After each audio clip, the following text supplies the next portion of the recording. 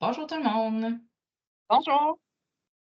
Donc, aujourd'hui, on fait la vidéo de rattrapage pour l'atelier 15, donc l'atelier sur les conséquences logiques et naturelles.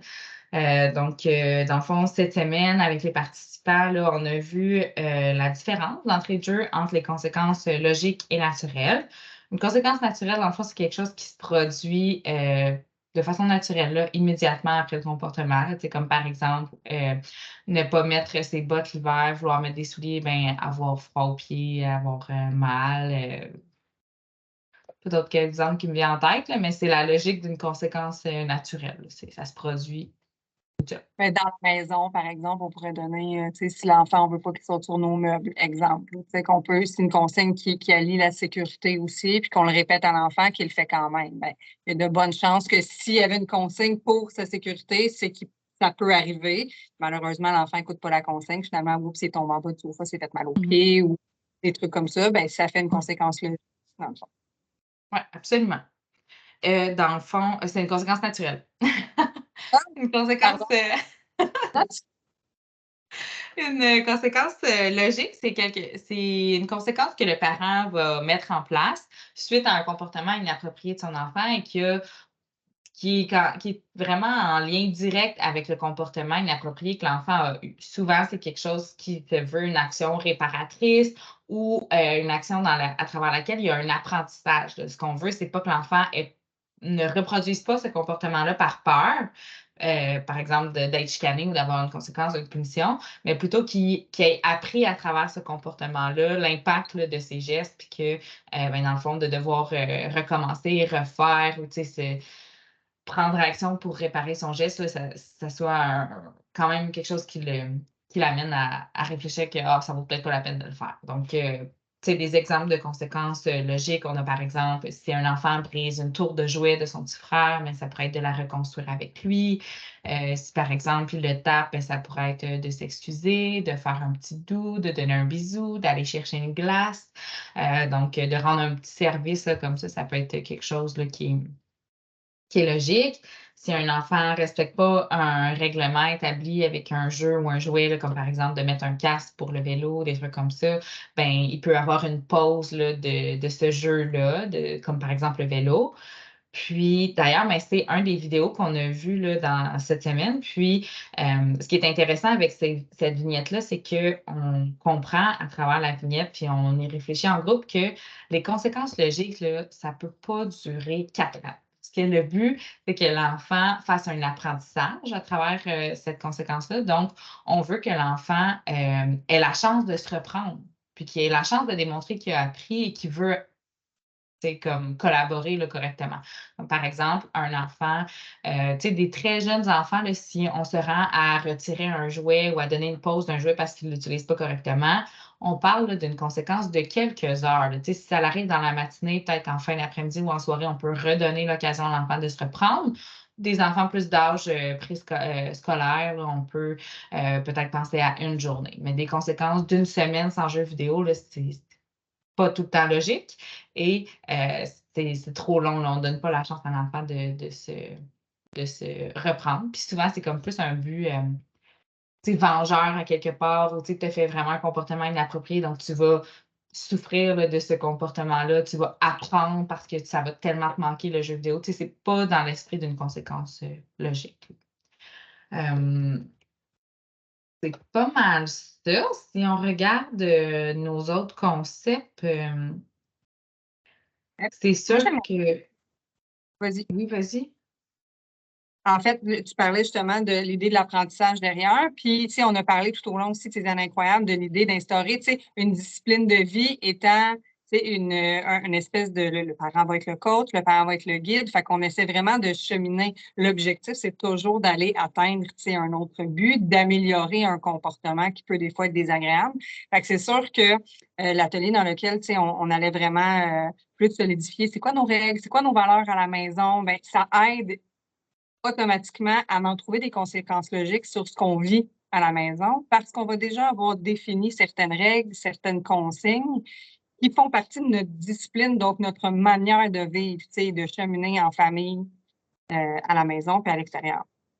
Fait que, tu sais, Ouais. les conséquences logique, ce qu'on peut faire, c'est s'asseoir, tu sais, en tant que parent, puis justement, bon, ben, quel comportement je sais que mon enfant va avoir tendance, tu sais, un peu plus à aller tester les limites ou, tu sais, décider de faire abstraction de la consigne, des choses comme ça. Puis ensuite, tu sais, déjà peut-être penser à comment je pourrais l'aider à mieux apprendre de ça après, tu sais.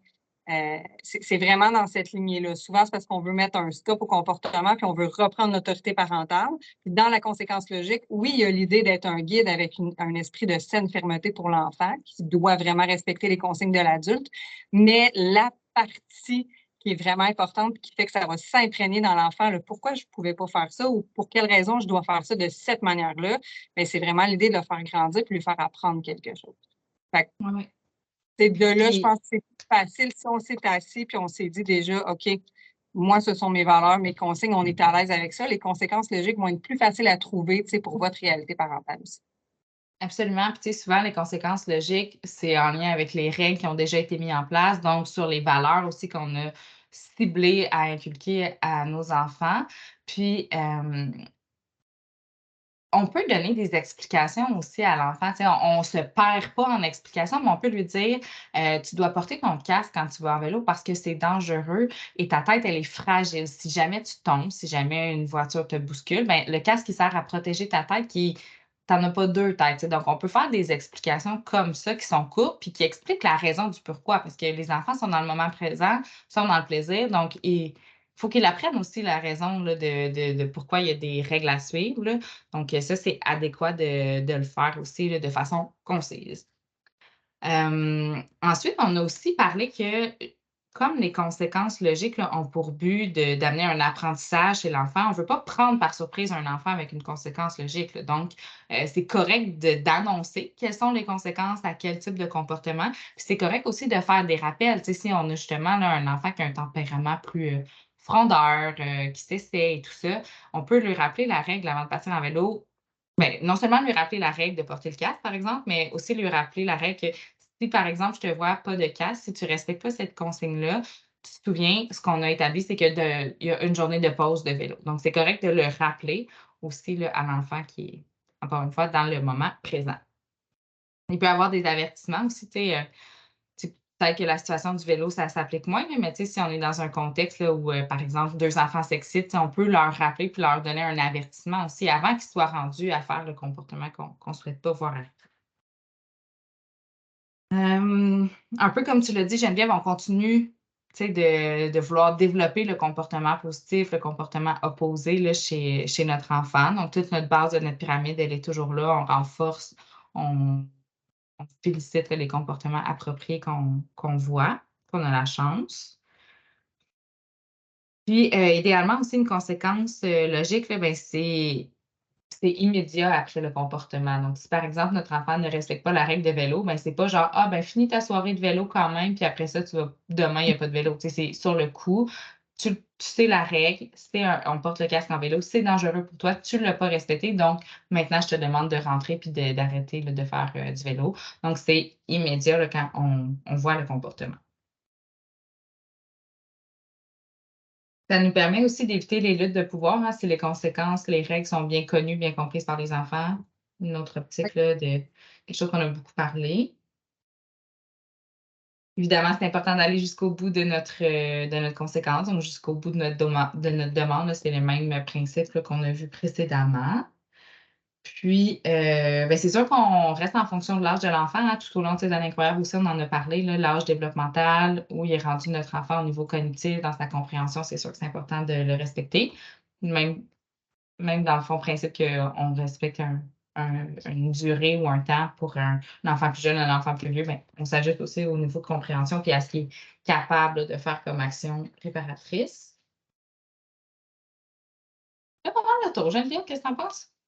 Je pense que oui aussi. Je suis en train de regarder si on n'avait pas des petites notes de plus, mais je pense que c'est vraiment ça. C'est plus l'idée, tu sais, au niveau de l'appliquer justement, aller jusqu'au bout, en effet, puis c'est de vraiment juste l'instaurer dans notre vie familiale, tu sais, un peu comme toutes les autres pratiques qu'on a vues durant ces années incroyables.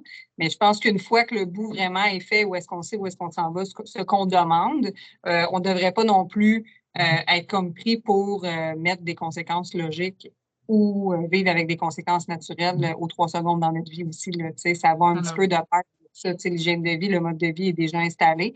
Fait que voilà, c'est vraiment plus le fait de se questionner puis de l'adapter là, à sa réalité familiale, je pense, qui est le défi, tu sais. La première fois, où est-ce qu'on va faire, où est-ce qu'on va se démêler? Là-dedans, dans les petites feuilles qui étaient données là, avec le petit fascicule de l'atelier 15, on en a un aussi, un document qui peut être un aide-mémoire, essayer de voir, OK, qu'est-ce que je faisais avant quand ça arrivait? Qu'est-ce que je préfère maintenant pour que mon enfant, tu sais, pense justement à un autre type d'apprentissage pour qu'on le réduise, ce comportement-là, voire qu'on l'élimine complètement, là, dépendamment c'est quoi, mais qu'il puisse le comprendre par lui-même puis qu'il puisse se sentir fier de lui aussi là-dedans, cet enfant-là. Puis là, ben, encore là, tu sais, c'est la roue qui tourne, où est-ce que ça va nous permettre de pouvoir aller remplir encore la petite relire, puis de se dire, OK, bon, ben, d'être fier de notre enfant, de lui démontrer qu'il soit fier aussi, de le supporter là-dedans. Parce que des fois, l'enfant aussi, il peut être en recherche de conséquences logiques. Des fois, on ne sait pas non plus, en tant que parent aussi, qu'est-ce qu'on va faire, tu sais, qu'est-ce qui pourrait l'aider à apprendre. Mais selon l'âge de votre enfant, il y a une partie à un moment donné où est-ce que dans son développement, il va pouvoir participer à ça, réfléchir à, ben oui, c'est vrai. Avant, tu sais, pas sur le coup de l'émotion quand il vient d'être pris en défaut, là, mais tu sais, comme, tu sais, on remarque que c'est un comportement qui arrive souvent. Puis là, je me questionne, qu'est-ce qu'on peut faire pour que ça l'arrête, ce comportement-là, puis de l'amener, tu sais, à réfléchir. Puis souvent, quand ils sont dans un moment disponible et calme, là, ils sont très bons pour retrouver les idées logiques, là. Oui, c'est ça, ils sont bons pour le trouver. Puis ça peut être aussi, à un moment donné, tu sais, que le parent, c'est lui qui a imposé la conséquence qui lui semble logique, puis finalement, on voit que ça n'a pas d'impact. Fait quand réfléchir avec son enfant, ça peut être ça aussi, là. Puis même, justement, tu sais, oui, pris sur le fait, mais la réaction que l'enfant a, c'est intéressant de l'observer aussi. On est un parent observateur, on est là pour pouvoir recadrer un peu mieux. Fait qu'ensuite, pendant le retour, on peut amener tout ça puis aller plus loin dans les conséquences, dans le choix des conséquences qu'on va donner. Ouais. Puis, vraiment, je pense qu'on va faire le tour. Ben oui, puis c'est un bel atelier qui est placé logiquement aussi là, pour boucler la boucle de ces années incroyables. Donc, merci beaucoup. Puis, ben, bonne continuité tout le monde. Bonne journée.